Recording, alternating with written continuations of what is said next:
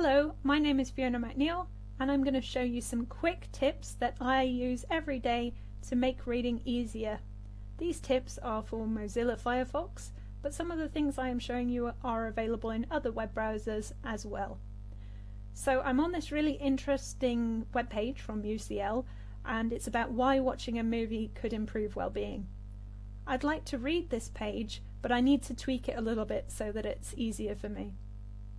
So there is this mode up on the top right hand side of Firefox called Reader View, which you will see if it is a text heavy page typically, and I can click on that to access the options or press F9 on my keyboard. So here is Reader View, and if I go over to the left hand side there is a Type Controls button, and I can use this to edit the way that the type and the layout looks on the page. So I do like sans serif, so without the curly bits on the text, so you can see the difference there. And I do also like the font to be a little bit bigger. I like the layout to be wider, so take up more space on the page. I like that. And then I like to just adjust the line height a little bit. I also don't like a white background, so I'm going to switch it to sepia, which I find easier to read. So already this is much easier for me to read. I also quite like to listen to articles, so I can press the headphone button and I can sort of adjust the speed using the tortoise to the hare. I quite like speedy reading because I'm used to it, and I can also pick which voice I would like. So then I press play, arcle.ac.uk, and it will actually sort of show me arcle.ac.uk. which bits it's reading. Why watching a movie could improve well-being. There we go. And so that's one way I can adjust the way things work for me.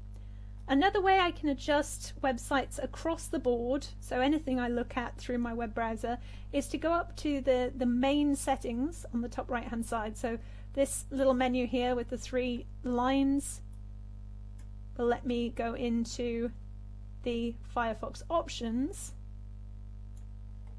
and in the Firefox options you'll usually find that the default font is Times New Roman, and that really doesn't work for me, so you can set it to be Arial. And you can also go into the advanced options and define a minimum font size, which is quite a good idea if you need to specify a font size, because fonts can be quite small on websites. And if you want to enforce this, we can actually untick this box so that websites have to respect that, ideally, when you load them. The other thing you might want to do is have a look at changing the background colour. So if I go to the colours option here, as I mentioned, I don't like having a white background when I'm reading, so you could have a go at trying some different colours that might work better for you. I quite like a bluish purplish, very very light, not too, just a slight tint will do it. Yep, that looks good to me. So I'm actually even going to add that to my custom colours, so I've got it saved for later, and I'm going to press OK to save that. The other thing is, if you want to see this across the board, so whenever you go to different websites you want it to load with these options, you need to change the option here to always rather than just with high contrast themes. So then if I press OK, it will change the background for me, and if I go back to my UCL tab you'll see that I always have a colourful background, ideally probably with Arial font. So I hope you found those tips helpful, and thank you for watching.